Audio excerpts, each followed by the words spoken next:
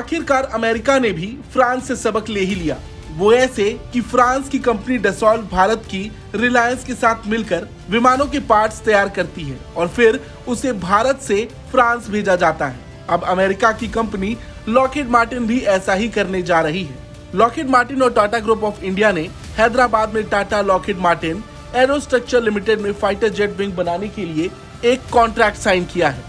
ये दोनों कंपनियों के बीच दूसरा बड़ा समझौता है। इस समझौते के जरिए 29 फाइटर जेट के लिए विंग्स बनाए जाएंगे। साल 2025 में इनकी डिलीवरी शुरू होगी। लॉकहीड मार्टिन और टाटा ग्रुप पहले भी F-16 एयरक्राफ्ट के विंग्स और C-130 विमानों के कल पुर्जे तैयार करने के लिए कॉन्ट्रैक्ट कर चुके हैं। ये डील मेक इन इंडिया और डिफेंस सेक्टर में आत्मनिर्भर बनने के लिए सरकार की योजना को बड़ा पुश देगी। फाइटर प्लेन का विंग तैयार करने की तकनीक में दोनों कंपनियां काफी सहायक साबित होंगी। इस समझौते के जरिए अगर सब कुछ सही रहा तो दोनों कंपनी और भी विंग्स तैयार करेंगी।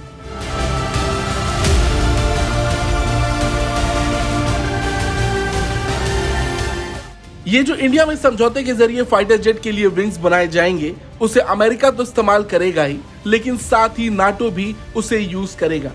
अब इस बात को समझना होगा कि नाटो देश का पूरा अपना एक इकोसिस्टम है, जहां हर देश कोई ना कोई हथियार या पुर्जे बनाता है और ऐसे में अब भारत को जो सफलता मिली है, कहीं ना कहीं वो भी इस इकोसिस्टम का हिस्सा बनेगा, क्योंकि नाटो देश के पास लो कॉस्ट मैन्युफैक्चरिंग के बहुत कम ऑप्शन हैं। और भी देश हैं जो लो कॉस्ट मैन्युफैक्चरिंग पर काम करते हैं, मगर भारत जैसा इंफ्रास्ट्रक्चर उनके पास नहीं।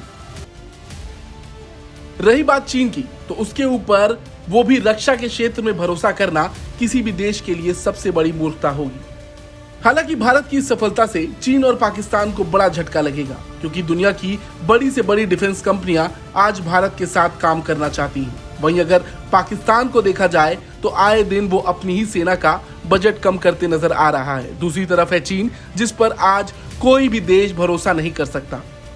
रक्षा के क्षेत्र में भले ही चीन काम कर रहा हो, लेकिन जिस रफ्तार से भारत आगे बढ़ रहा है, ये उसके लिए किसी सदमे से कम नहीं। ब्यूरो रिपोर्ट, भारत तक।